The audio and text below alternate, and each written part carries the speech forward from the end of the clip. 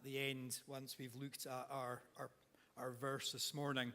As Beck said at the beginning, and if you haven't been with us, we are on our 4th week now looking at the Sermon on the Mount, which means we've only got 497 weeks to go based on how we're going to be doing this. And personally, and I know I'm biased when it comes to this, but I actually am really enjoying that already we're seeing how one week is building onto another.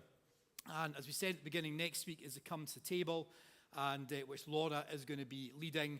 Now, I have to warn you about Laura, okay? Because Laura is a teacher, and she will have expected you to have done your homework, okay? But if you have missed any of the weeks that we've done, then through our Facebook page and YouTube channel, you can catch up. And I actually would really encourage you to go and do that, because the whole point of doing a series like this is that we get to journey together and learn together as we go. So our verse for today is Matthew 5:5, and it says, "God blesses those who are humble, for they will inherit the earth." And I tend to use the New Living Translation because that's my favorite version, and when I'm speaking, I get to choose. But you might be using a different translation, which said, "Blessed are the meek, for they will inherit the earth." And the word that's coming from this praeus, which means mild or humble. So whatever translation you're looking at this morning, it's the same word, same meaning that we're going after. And as we've said, these verses in this section are known as the Beatitudes, which is actually, it comes from a Latin word, beatus, meaning blessed even, and the beatitudo. I must admit, I was off sick that day in school when we did Latin. Are there any Latin scholars in the room that want to give that a go? But you can read it on the screen behind you. So there's actually Latin words that are coming through this.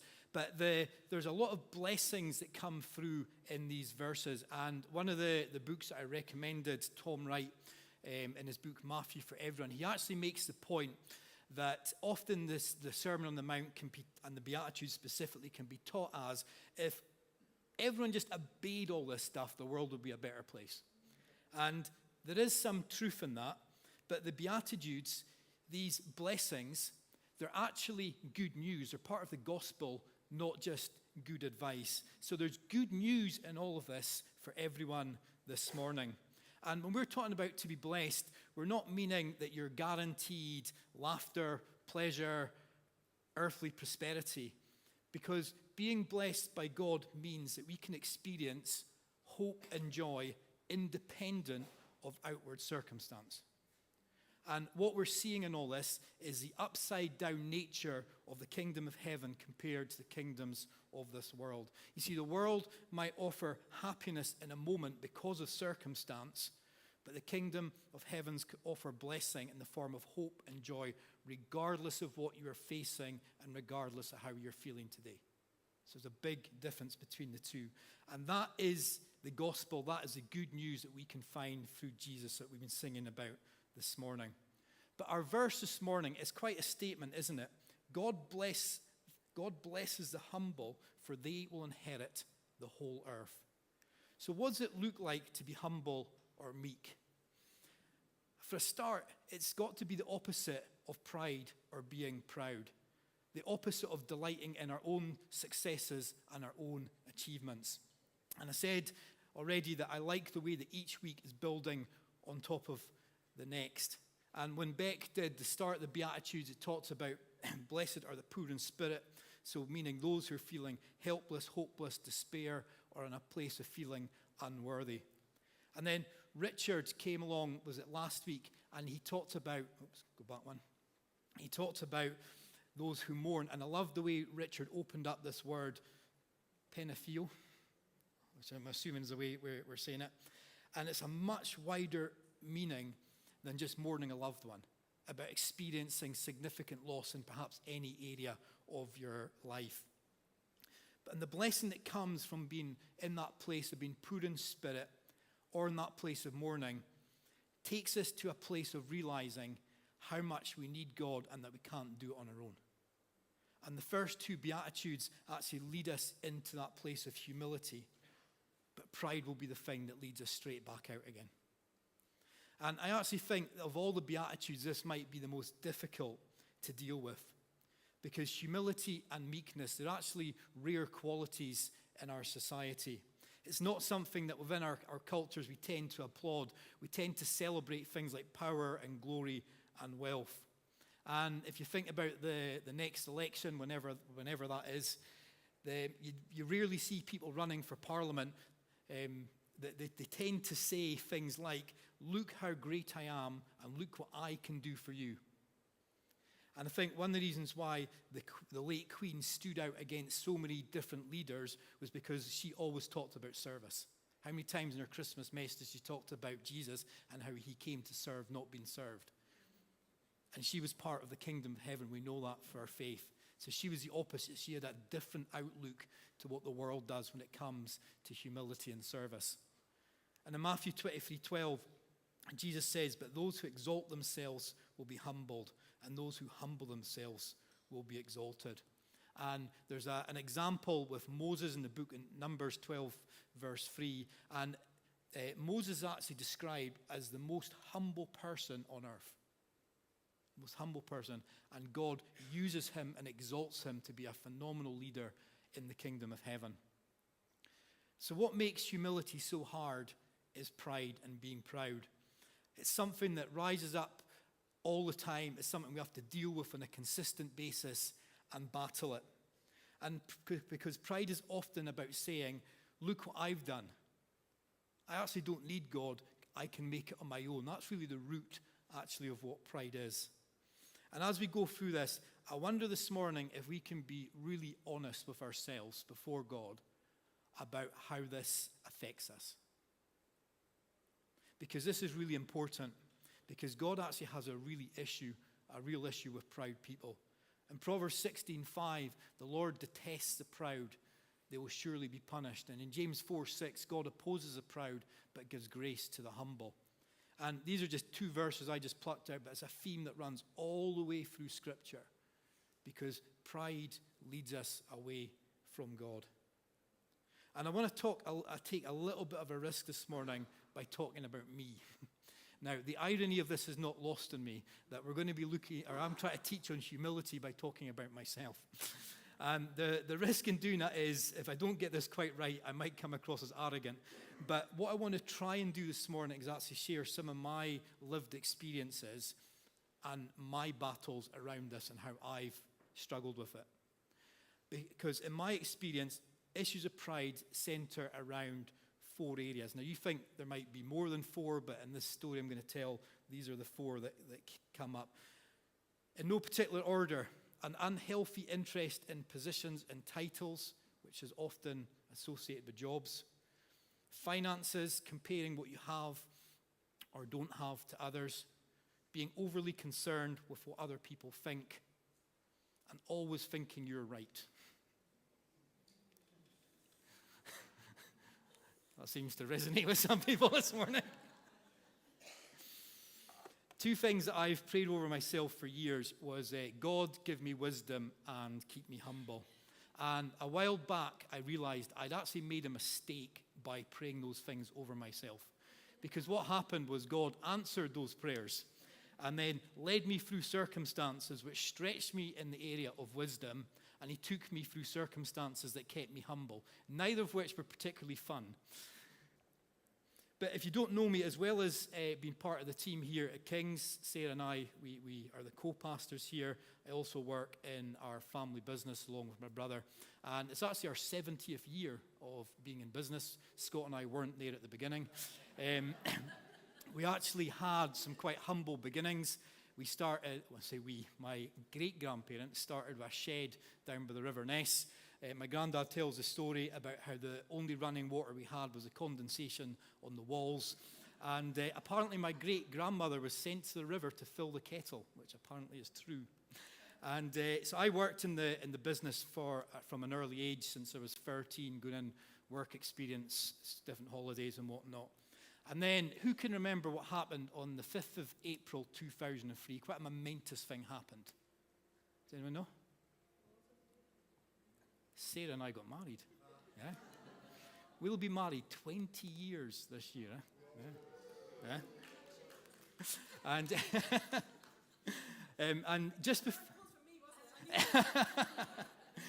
But just before our wedding, my dad decided he was going to make me a director of our family business. And I think part of the reason was I had a better occupation to put on the marriage certificate than boss's son. But for me, it was actually a big deal, because up until that point, when you're learning a family business, you get asked to do a little bit of everything. And so you do working in different departments, different bits of it. And I never really had a specific position or title. And if I'm being honest, I kind of longed for one. I didn't actually know what my identity was in the firm other than the boss's son. But by the age of 21, so we got married just a week before our 22nd birthdays, if I remember right. So by the age of 21, I was made a director and I had made it in life. That was it. I had reached the pinnacle. And back in the early 2000s, it was boom time in construction in the Highlands. And every day, the fax machine spat out orders. And I thought, I'm going to put a picture of a fax machine up here, because I don't want to make the assumption that everyone knows what a fax machine is. We have people of a certain age in our office who, when they accidentally phone a fax machine, it makes that funny noise, don't know what's happened. So this was the precursor to emails, really. And that you would take a document, effectively scan it, and it would print out in someone else's office, wherever you were sending it to.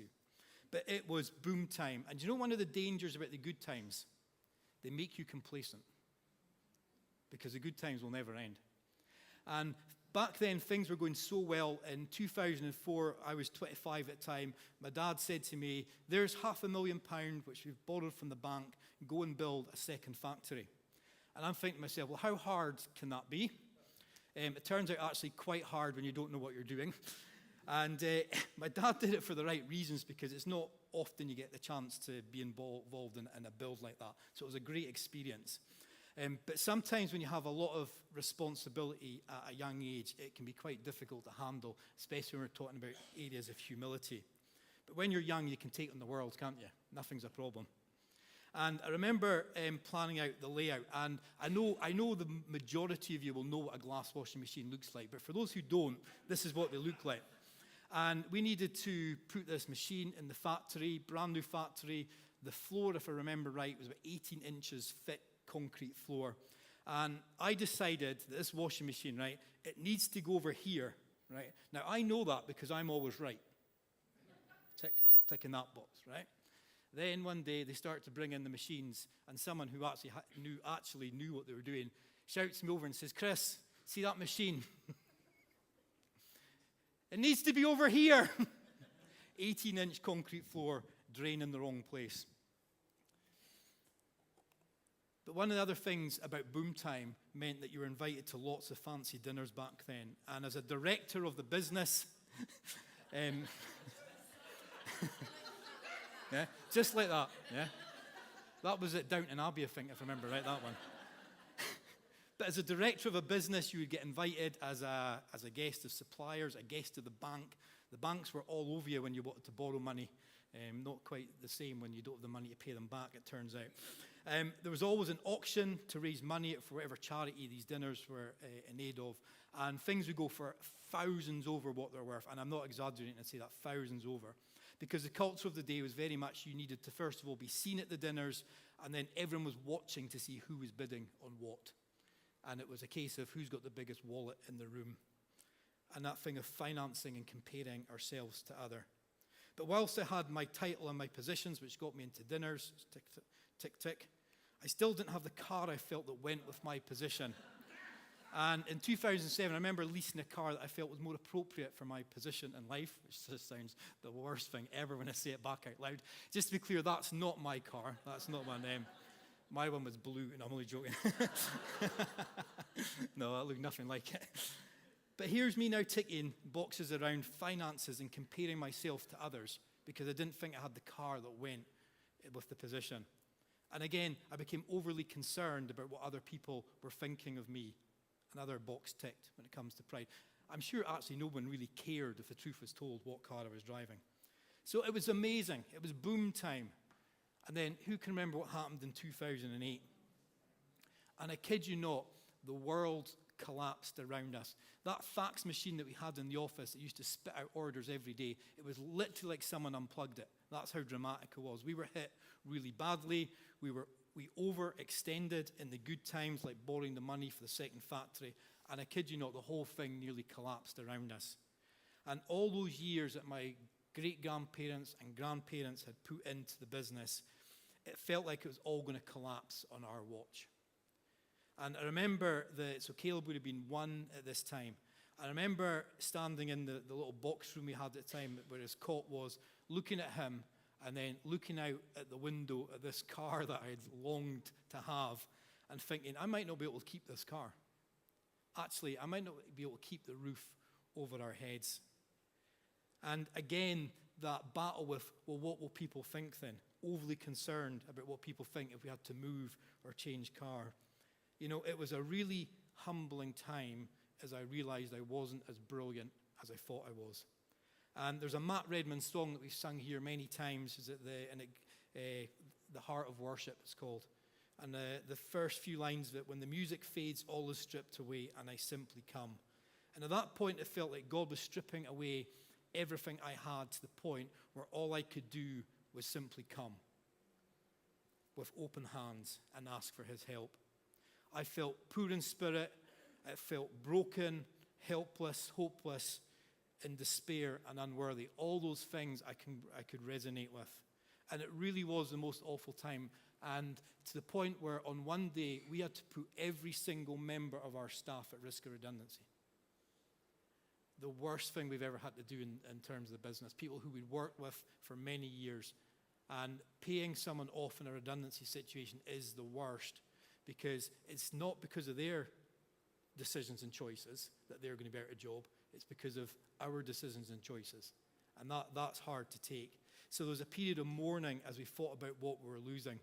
But that place of being broken in spirit and mourning led me to a place of humility. And there I found a blessing. Because for the first time I started to understand what it was to walk by faith and not by sight. Because all we could do at that point in time, all I could do, was trust that God would somehow pull us through. But I couldn't see a way. I couldn't see how this was going to turn around. So we were walking completely by faith and not by sight. And then 3 things happened that really saved us and saved the business. First of all, we got introduced to an accountant, a Christian accountant. I think he still goes to Sterling Baptist. God bless the accountants that can navigate us through these times. But he did. He navigated us through this period of time. We somehow managed to rent out our second factory in that financial climate when everything was shutting down. Yet we managed to rent out that second building for 10 years. And then a chance conversation, or a God-ordained conversation, however you want to look at it, with one of our glass suppliers suggested we look at solar panels. And everyone laughed at us, because who would be stupid enough to sell solar panels in the north of Scotland? And the coldest part of the UK, probably. And excuse the sales pitch for just a moment, but these solar panels are about turning daylight into electricity. And which part of the country gets the most daylight? The further north you go. So the reason why I wanted to just mention these 3 things briefly, this wasn't through our own brilliance that we got out of the situation. God provided a way. He put people around us, and he led us out of that situation through a lot of hard work as well. But it's God's favor and provision, not through anything that we particularly did. And learning to trust God in every moment was another blessing that came from that period. But pride is something that comes at us again and again. And I honestly believe it's part of the scheme of the enemy to try and keep us from living by faith and trusting by God. He's trying to convince us that we can make it on our own. We don't need God, and we don't need a family of people, a church around us. That is a key strategy. And it's not just an issue out there in the world. I've seen it crop up in the church as well. This thing around positions and titles. They can be equally as sought at in the church as they out in the workplace. Yes, I'm the preacher. And then at the end, someone comes up very innocently and says, you know what, that was great. That really spoke to me this morning. And what you hear is, I think you're right. I think I am the next Billy Graham.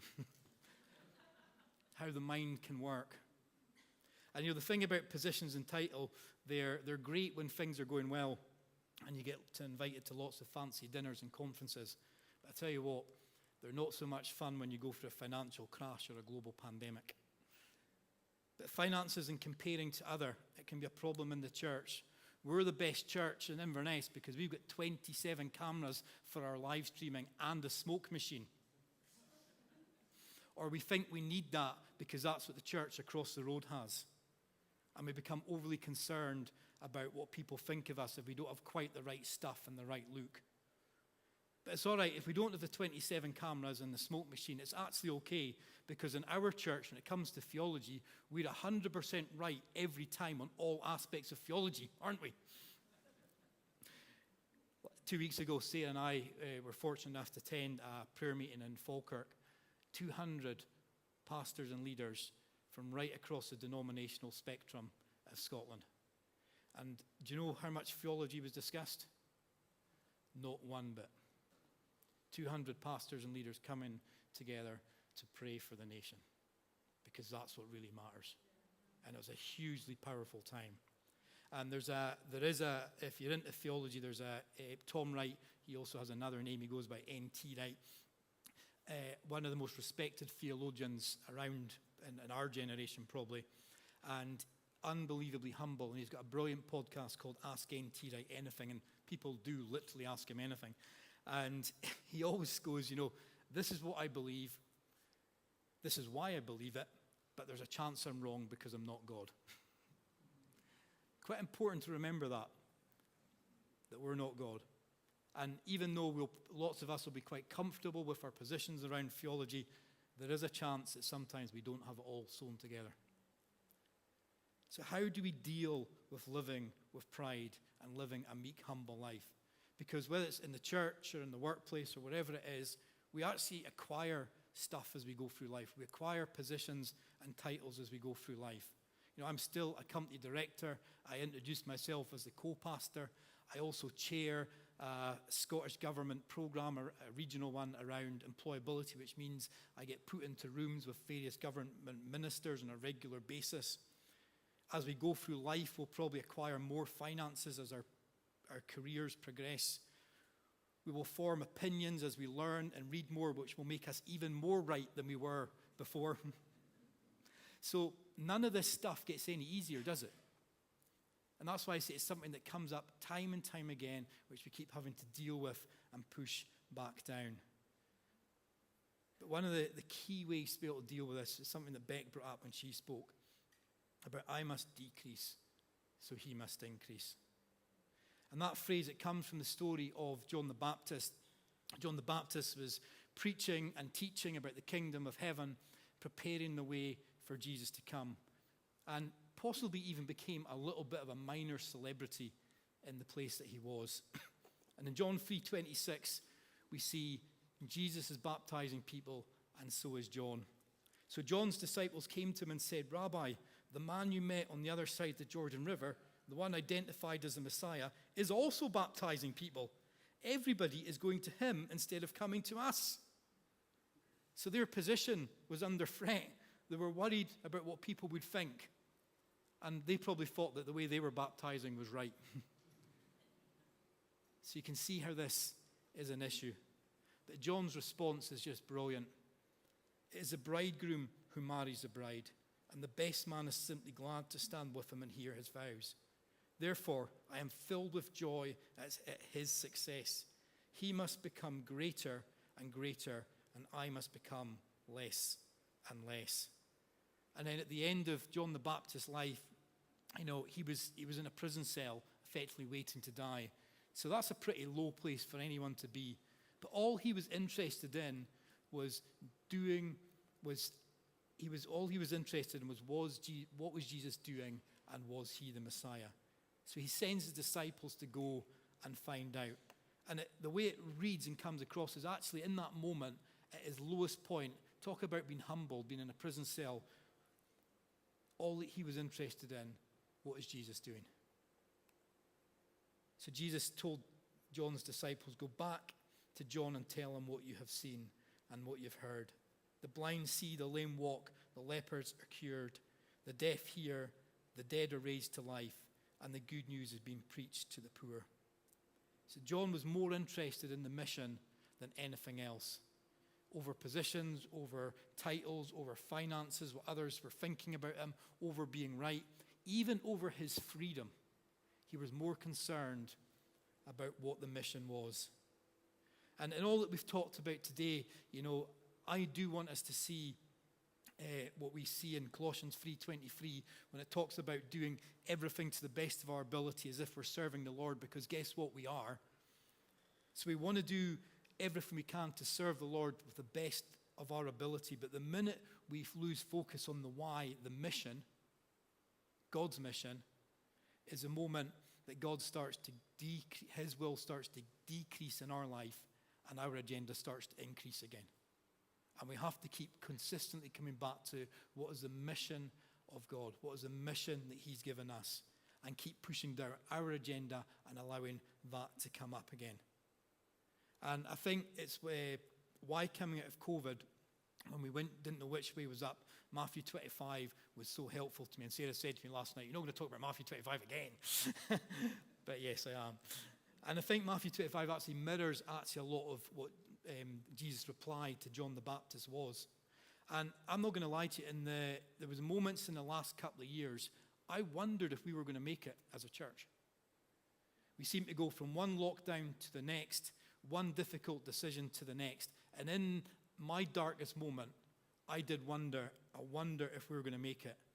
And it was a similar feeling to back in 2008 when you're seeing what the generations had built before collapse on our watch. Now, that was my issues around pride coming up.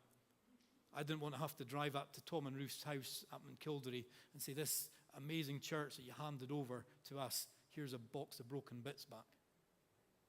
Which we could have kintsugied back together, to be fair, but you get the point. And I remember saying to Sarah one day, we might never have the biggest church here. We might never plant another church. We might never have a smoke machine. But if on Judgment Day, we can stand before God and say that we fed the hungry, we gave the thirsty a drink, we welcomed the stranger, we clothed the naked, we cared for the sick, and we visited those in prison, I'll take that right now. Because actually, I think that's the point that John got to in that prison cell. Because that's what matters. In the first week that we looked in the sermon out, remember we started at the end, and it talked about doing the Father's will. That's the Father's will. And we have to keep focusing on these things each day. And if we can keep our eyes on the Father's will and some of this stuff, I think that's how we keep walking in that place of humility, by making that the focus, God's agenda, not our own. By letting His agenda, His will, be the thing that increases, not ours. I want us all today to also recognize that whatever position or title that you may have today, whatever position you find yourself in, whatever level of finances you've been blessed with, you're a child of God. The Bible says that you're a citizen of heaven, an ambassador for Christ. And He has uniquely positioned you in the place that you are to carry out His mission. Uniquely positioned. And as I was thinking about that during worship, I thought about that accountant that was based down in Stirling that gets sent to a random double glazing company in the north of Scotland that helps them through the most difficult period ever, so that business can then release one of their directors to help lead a church. And he was just an accountant doing his job, but working for the kingdom. And every single one of us right now, you are uniquely placed. God has uniquely placed you to carry out His mission. And we can't let the lie of the enemy get in the way of that. That says you're not worthy, you're not good enough. Because actually the truth is we know that. But that's why Jesus came, to exalt us, so He could use us. I'm going to invite Sarah and the band to come, and we are going to give an opportunity for prayer. But there was I mentioned Matt Redman and a song. There's another song that's actually been really helpful to me over the last couple of years, and some of you might recognize it from the film The Greatest Showman. And that's a brilliant film. You want to watch a film around humility and pride and the dangers and what happens, go and watch that this afternoon. But there's a line in the song, and it says, or one of the songs, "And from the rubble what remains can only be what's true. If all was lost, the more I gained, because it led me back to you." When we're led into a place of humility, it's because he wants us to lead us back to him. And, the last bit of that verse, we talked a lot about humility, but what about the bit about inheriting the whole earth? Well, if you're inheriting the whole earth, you can't inherit anymore, can you? That's it. There's nothing else. But the more I gained, it led me back to you, because Jesus is everything. And you know what? Sometimes he leads us through the most difficult circumstances as a reminder of how much we need him. So Heavenly Father, we thank you for your word and the blessings and the promises that we find in it. And Father, I pray, Lord, that you would help us to be honest this morning before you about where we are when it comes to issues of pride and humility. Father, I pray, Lord, that you would open our eyes to the opportunities around us, recognize that we are ambassadors for you in all the places that we go. And that's the only thing that we need to be focused on, is your mission. Help us to see how we can play that role.